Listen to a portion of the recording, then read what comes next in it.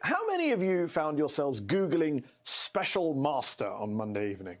I certainly was. And one of the first hits I found was from Cornell Law School, which defines a special master as a person appointed by a court to carry out some sort of action on its behalf. Often that person is carrying out purely investigative work. Well, guess who wants a special master appointed in one of his own legal battles? The twice impeached, disgraced former president, Donald J. Trump. His crack team of top lawyers filed a motion on Monday asking a federal judge to appoint a special master to oversee a review of the material seized by the government during the search of Mar-a-Lago. Does the former president know what a special master does? His lawyers are demanding the return of any private documents that went beyond the scope of the search warrant and demanding the government stop going through the seized records until a special master is appointed. Trump's team calling the warrant overbroad and the search shockingly aggressive. That's not all it says, though. In fact, legal Twitter has had a field day with this filing, which sounds as much like a PR statement dictated by Trump himself as it does a formal legal brief.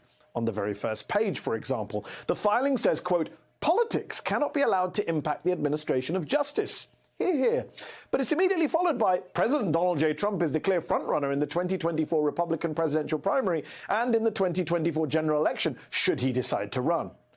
But no, please, don't let the politics have an impact. The filing goes on to claim the FBI had no understanding of the distress that the Mar-a-Lago search would cause most Americans. Some might call it distress.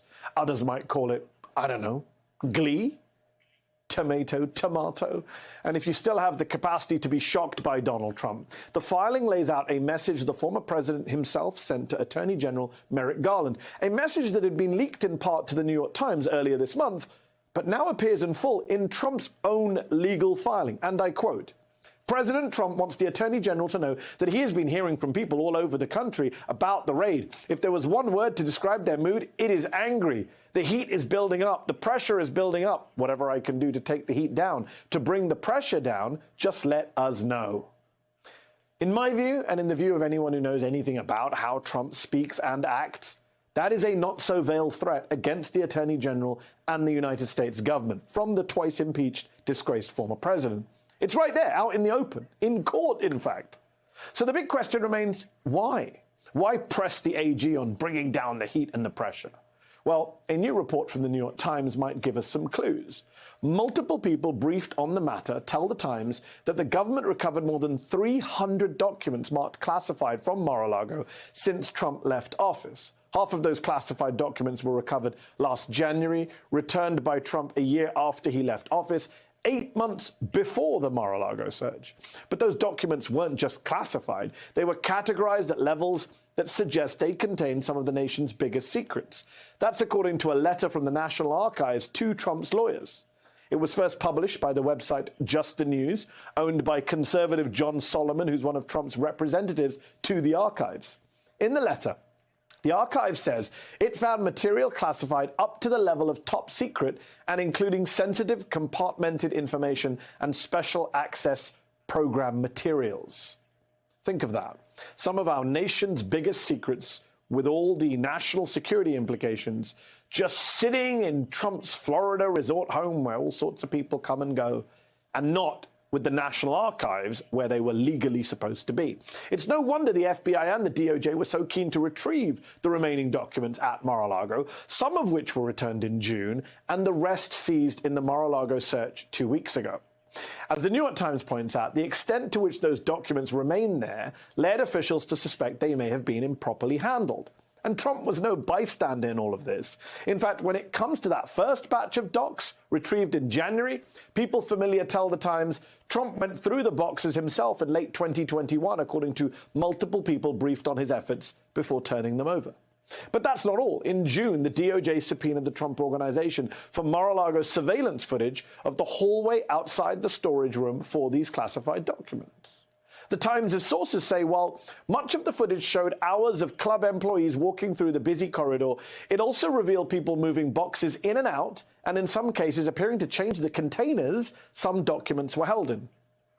Moving boxes in and out, changing containers. These are top national security secrets. This is serious stuff.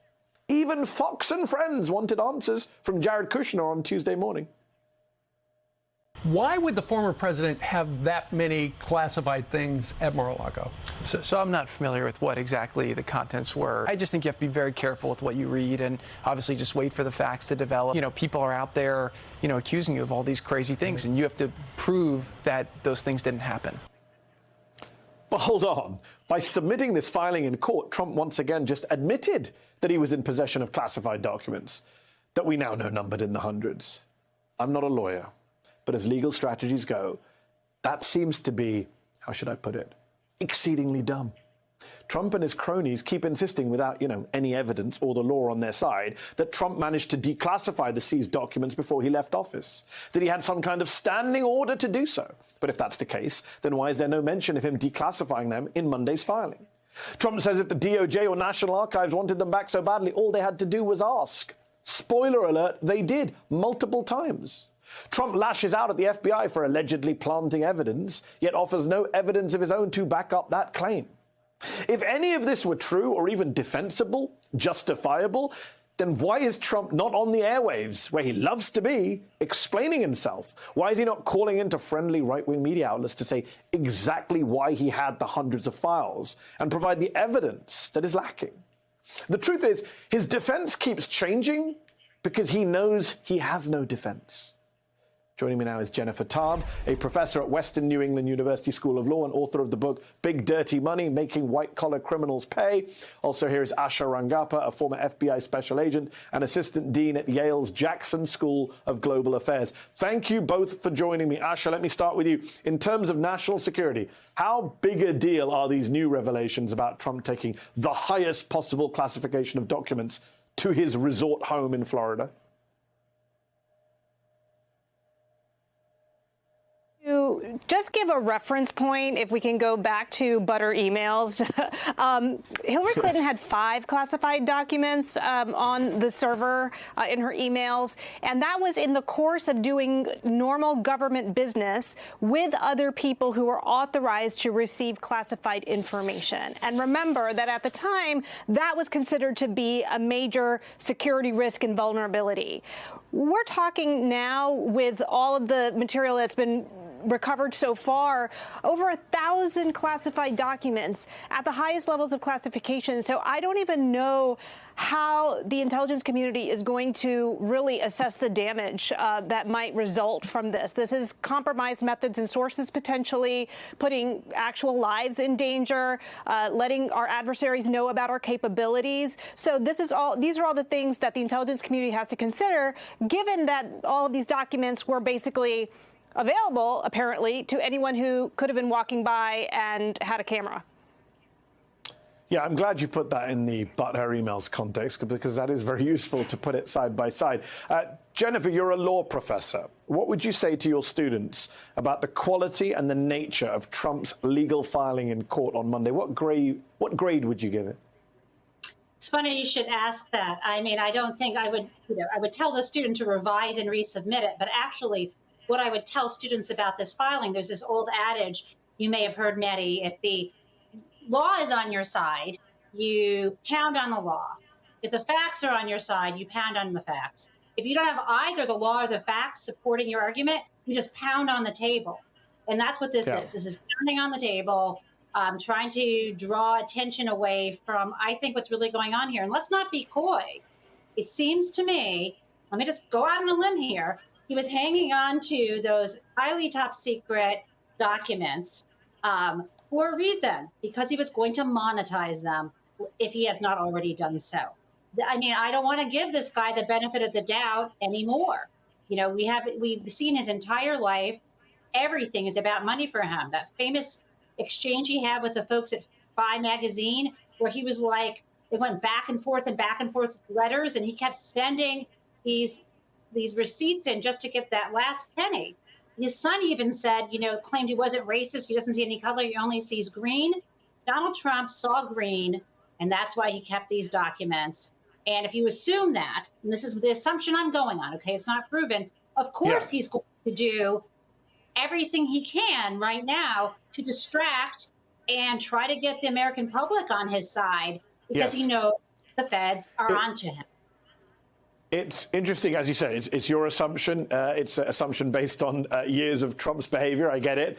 What's interesting, though, is that he hasn't filled that vacuum. All of us are sitting around saying, well, why did he have these documents? And he's chosen not to give us a working theory, not even go with, my ego. Others have come forward to say, was he writing a memoir? All sorts of other nonsense. You don't need classified documents to write a memoir. So, yeah, he's left, as I mentioned in the intro, it is interesting that he hasn't popped up on a friendly show like Laura Ingraham's or Sean Hannity's to give his side of the story, because there really isn't one. Asha, let's go back to something you mentioned a moment ago. You said putting lives at risk in some of these documents.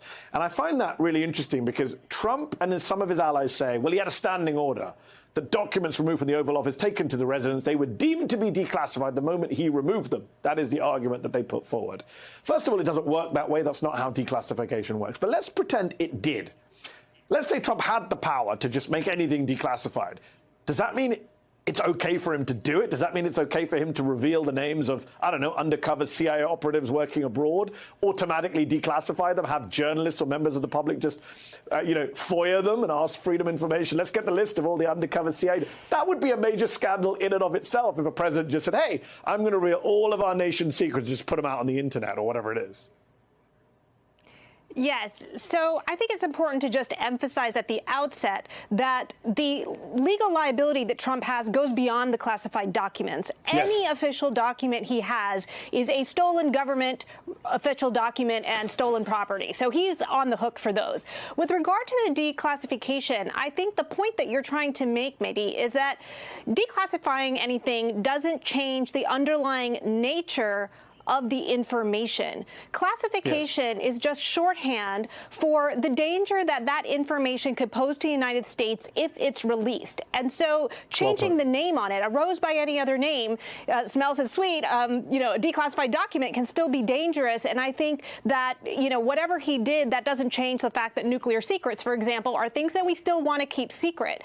But also, Mehdi, the declassification thing is just a whole red herring because even classifying or declassifying is not irrevocable. It belongs to, like executive privilege, it belongs to the current administration. And clearly they believe that these are now classified. That is the controlling status of these documents, whatever Trump did 18 months ago. So it's completely irrelevant. It doesn't help him, and it doesn't change the nature of the underlying information and the threat that it could pose to our national security.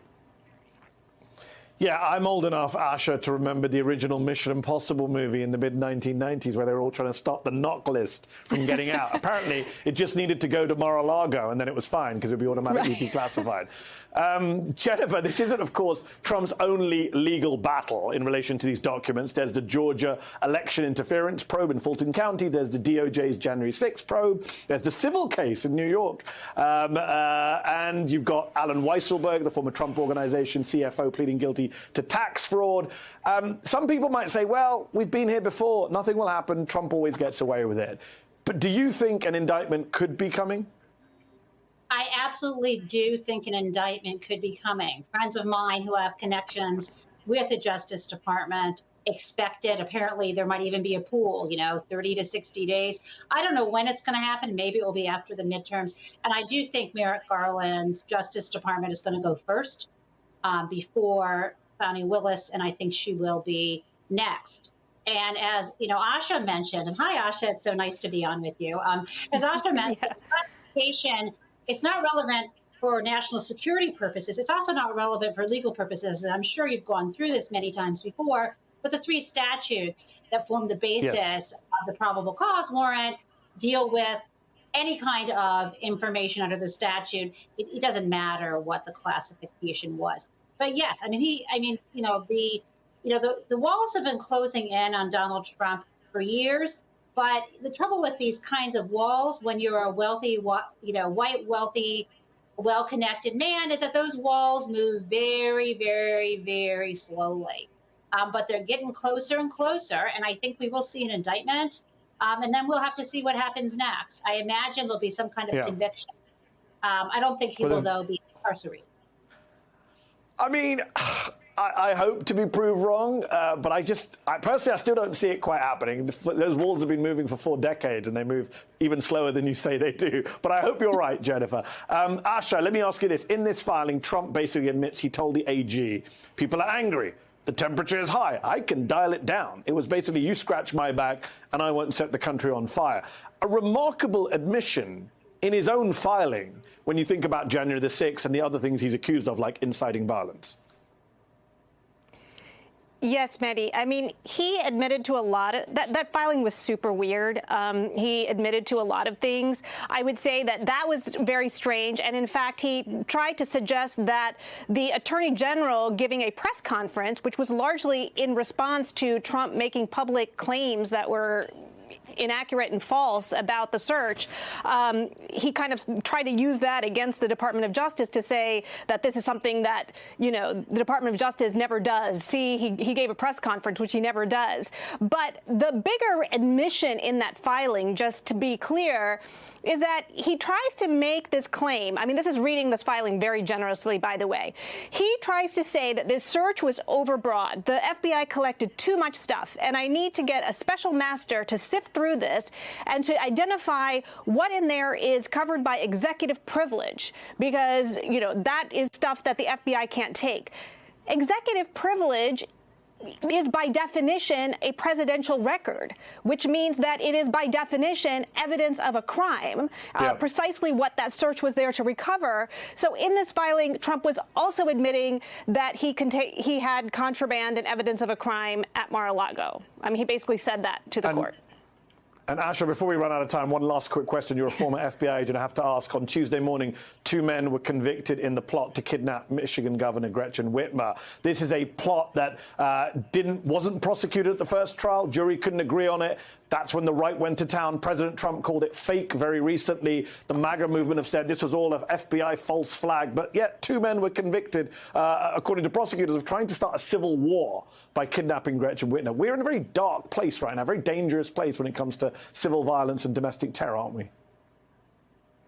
We are, Mehdi, and I think it's important to note that the rhetoric that is coming from the right and Trump supporters about discrediting law enforcement, the FBI, is really playing into the hands of militia violent extremists. This is a subset of domestic terrorists that the Department of Homeland Security and the Department of Justice have their eye on, and they are anti-government, anti-law enforcement. And so this rhetoric that is coming from public officials and the former president really helps. It dovetails with their own, narrative and the way that they try to recruit people into this movement. So we have to be very, very vigilant. I'm really glad that there was a conviction in this case.